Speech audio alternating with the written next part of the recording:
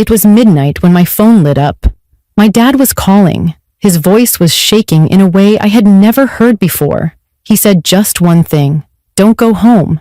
Stay where you are." I asked him why. He didn't explain. He just begged me to trust him. 10 minutes later, police cars filled my street, sirens screaming, lights flashing against the walls of my own house. And in that moment, I realized my father had just saved me from something I never saw coming. Before we continue, make sure to subscribe to the channel for more real stories like this, and let me know in the comments where you're watching from. My name is Emily Carter. I'm 27 years old, and I work as a nurse at a small community hospital. That night, I just finished a long shift, 12 hours on my feet, exhausted, thinking about nothing but my bed. I live alone in a quiet neighborhood, the kind of place where nothing ever happens and people leave their doors unlocked. Or at least that's what I thought. My dad's name is Daniel. He's a retired firefighter, a man who has always been protective, the kind of father who never stops checking in, even when I insist I'm fine. My mom, Linda, is softer, more emotional, always worrying too much, while my younger brother, Ethan, is the funny one who lightens the mood in our family. But my dad, he is different. When he says something, he means it. And he has always told me, if I ever tell you to trust me, don't question it. That night, as I drove toward my street, everything felt unusually quiet. Streetlights flickered and a heavy silence hung over the neighborhood. I didn't think much of it, at least not until the call came. My dad's voice was shaking, and he told me to stay away from my own home. In that moment, I didn't understand why, but I was about to find out just how right he was. As I sat there in my car at the gas station, my heart started racing. My father's words were still ringing in my ears. Don't go home. Stay where you are. Please, trust me. I had never heard him sound like that. This was a man who had run into burning buildings for a living, a man who never flinched at danger, and now his voice was breaking like he was holding back panic. I stared at my house from the distance, just a few streets away. Part of me wanted to believe it was nothing, that maybe my dad had overreacted, but another part of me knew he wouldn't call me like this unless something was truly wrong. I gripped the steering wheel and argued with myself. Why would he say that? Was there a fire? Was someone hurt? I thought about calling my mom, but I was too afraid she wouldn't know anything, or worse, that she might say something that would make me even more nervous. My dad kept calling back, and every time I picked up, his voice was urgent, but short. He didn't explain. He only repeated the same words. Stay where you are, Emily. Please. Don't move until I say it's safe. I started to feel trapped between two choices. One side of me wanted to turn the car around and drive straight to my house, just to prove everything was fine. I hated feeling helpless. The other side of me remembered all the times my dad's instincts had been right. He had once pulled me out of a lake seconds before lightning struck it. He had once stopped our family from getting into a car he swore felt wrong. And later, we learned the brakes were failing. He had always had a way of sensing danger before it happened. Still, this was different. This was my home. And if something was happening inside, I needed to know. I turned off my engine and sat in the dim glow of the gas station lights. My reflection in the windshield showed a pale, shaking version of myself. I had worked with patients who came into the hospital in moments of crisis, but I never thought I'd feel that kind of fear for my own life. My phone buzzed again, and I answered. Dad, you're scaring me. Please, just tell me what's going on. There was a pause. Then his voice came back, quiet but firm. Emily, listen to me. If you go into that house, I don't know if I'll see you again. Stay there. The police are on their way. My stomach dropped. My own house? My safe place? I looked back at the street where I lived. It was so calm, so ordinary, and yet something about the way he said those words made me feel like a shadow was already waiting behind my door. Minutes crawled by like hours. Every sound around me made me jump. The hum of the gas station sign, the distant bark of a dog, the passing headlights of cars that seemed to move too slowly. I thought about getting out and walking closer, just to peek and see what was happening, but I couldn't shake the image of my dad's voice cracking with fear. Then I heard them, the faint wail of sirens. At first, it was only a hum, but it grew louder and louder until the sound filled the night. I sat frozen as police cars raced past the gas station and turned straight down my street. Their red and blue lights cut through the darkness, bouncing off houses, painting the quiet neighborhood in chaos. My heart pounded so hard I thought it would burst. I grabbed my phone again. "Dad, the police are here. What's happening? Please, I can't take this." He answered quickly, his tone steady now, but heavy. "Emily, I'll explain soon. Right now, I just need you safe. That's all that matters. Trust me." Tears filled my eyes. Trust him? I always had. But what could be so terrible that I wasn't even allowed inside my own home? I watched from the distance as more police cars pulled up. Officers jumped out, some with flashlights, others with weapons drawn. They moved in formation, their boots pounding the pavement, their radios buzzing with clipped voices. My neighborhood, the one I always thought was safe, looked like a crime scene. I wanted to run to them, to demand answers, to be in control of what was happening, but I couldn't. My hands trembled on the steering wheel. I felt small and powerless. The thought that something inside that house could have harmed me sent a shiver down my spine. My dad had known. Somehow, he had known before I even pulled into the driveway. As I sat in that car, watching everything unfold from a distance, a truth settled deep inside me. My life was hanging on the thin thread of my father's warning. If I had ignored him, if I had gone into that house like I planned, I might not have been sitting here at all.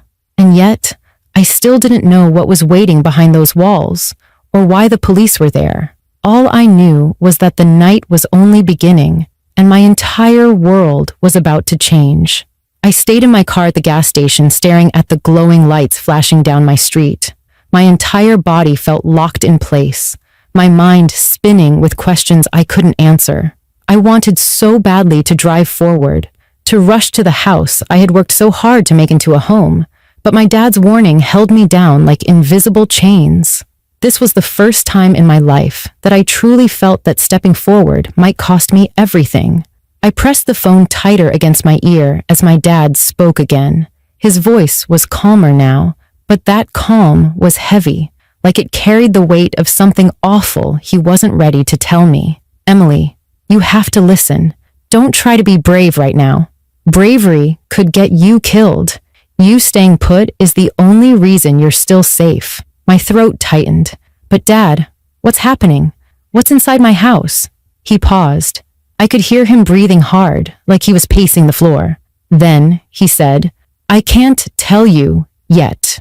Not until the police clear it. But promise me, don't move until I say." I pressed my forehead against the steering wheel, tears slipping down my face. I felt like a child again, caught between fear and trust. But I whispered, "I promise." Those next minutes stretched like hours. I could see shadows of officers moving across my street, flashlights sweeping through windows, beams of light slicing through the dark. Their radios crackled, and even though I couldn't make out the words, the tone was sharp and urgent. Something was definitely wrong. Something bad enough that I wasn't allowed within 100 feet of my own house. For a moment, anger started bubbling inside me. Why wouldn't anyone tell me what was going on? It was my house, my life. I had every right to know. My hands shook as I almost turned the key in the ignition, ready to drive closer and demand answers. But then my phone buzzed again, and my dad's voice came through with words that froze me where I sat. "Emily, if you had walked into that house tonight, I don't think you'd still be alive right now." The way he said it, calm, certain, sent chills through my body. He wasn't exaggerating. He wasn't trying to scare me. He meant it. The tears I had been fighting spilled over. I had almost gone inside without hesitation. I had almost ignored him. That thought shook me more than anything. I pressed my hand to my chest, trying to steady my breathing. For the first time, I realized this wasn't just about me being uncomfortable or scared. This was life and death, and my dad's instinct had once again saved me. The sirens had faded, replaced by the low murmur of voices carried by the wind. Then, suddenly, shouting erupted. I sat up straight, heart pounding, as I saw two officers drag a man out of my house. His face was covered in shadows, but I could see him struggling against them, his arms pulled behind his back in handcuffs. My body went cold. There was someone inside. My phone buzzed again. It was my mom this time, her voice cracking with panic. "Emily, are you okay? Please tell me you're not near the house." "I'm at the gas station," I answered quickly. "Dad told me to stay." She sobbed in relief, and I could hear her whisper, "Thank God." I looked back at the scene unfolding. Police officers were swarming my yard. More cars pulled up. Neighbors started stepping outside, whispering and pointing. I had never felt so exposed, like my entire life was suddenly on display, yet I was still completely in the dark. As I sat there gripping the phone, I felt something shift inside me. This wasn't about curiosity anymore. This was about survival. My dad had always told me that instincts can save your life if you listen, and now his instincts had done just that. For the first time, I decided to stop fighting and fully trust him. I wiped my tears and whispered into the phone, "Okay, Dad, I'm not moving. I'll wait until you tell me it's safe." His voice softened, full of emotion. "That's all I need, Emily. Just wait. I'll come get you myself when it's over." Those words anchored me. I leaned back against my seat, trembling but steady enough to stay put. I didn't know what nightmare had just been pulled out of my house, but I knew one thing for sure. If I had ignored his call, I might not be here to tell this story. The turning point wasn't dramatic action or running into danger. It was the choice to trust, to sit still when every part of me wanted to move, to believe my father even when I didn't understand why. And in the end, that decision made the difference between walking into a trap and staying alive long enough to see the truth revealed. From the gas station, I could see my entire street flashing in red and blue. Neighbors had come out in their pajamas, whispering and pointing as police swarmed my yard. I sat frozen, clutching my phone, barely breathing as I tried to make sense of what I was seeing. When the officers dragged a man out of my front door, my stomach dropped. There was really someone in my house hiding, waiting. Even from a distance, I could see his wild eyes darting back and forth, his clothes torn, his arms pinned behind him in handcuffs. He wasn't just a burglar looking for cash. There was something different about the way he looked, something deliberate and unsettling. My whole body went cold as I realized how close I had been to walking inside while he was there. I whispered into the phone, "Dad, I see them. They have someone. Who is he? What was he doing in my house?" My father's voice was steady, but full of pain. "Emily, stay calm. The police will explain soon, but I need you to know, you did the right thing by listening. If you had walked in tonight, he would have been waiting for you." "Waiting for me?"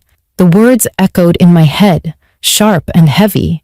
This wasn't random. This wasn't bad luck. This was personal. A few minutes later, one of the officers broke away from the scene and walked toward my car. His face was serious, but he softened when he saw me trembling in the driver's seat. He leaned down and said, "Miss Carter, you're safe now. We've cleared the house." I gripped the steering wheel tighter. Who was he? What was he doing in my home? The officer hesitated, then finally answered, "We found evidence that he wasn't there to rob you. He had been following you for weeks.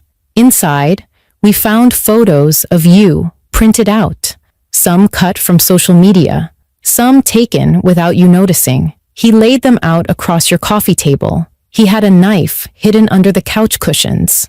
If you had walked in tonight, we don't think you would have walked back out." My chest tightened as his words sank in. My legs felt numb, my vision blurry with tears.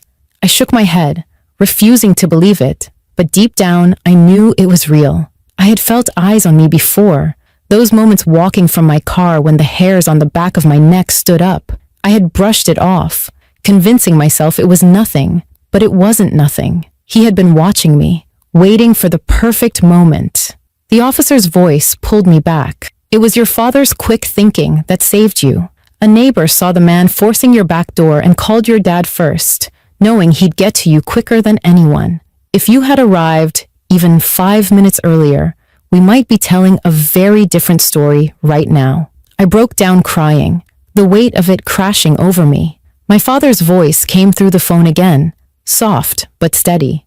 Emily, I told you to trust me. You did, and you're alive because of it. That's all that matters. I could hardly speak. I felt exposed, violated, terrified all at once. My safe little home had been turned into something unrecognizable, a place where someone planned to hurt me. The thought of it made me sick, but at the same time, a wave of gratitude washed through me. If my dad hadn't called at that exact moment, if I had ignored his warning even for a second, I wouldn't be here. As the police carried the man away, I caught one last glimpse of him. He turned his head just enough that I saw his eyes. They were cold, empty, and fixed on me. A shiver ran through my body as I realized this wasn't over in my mind.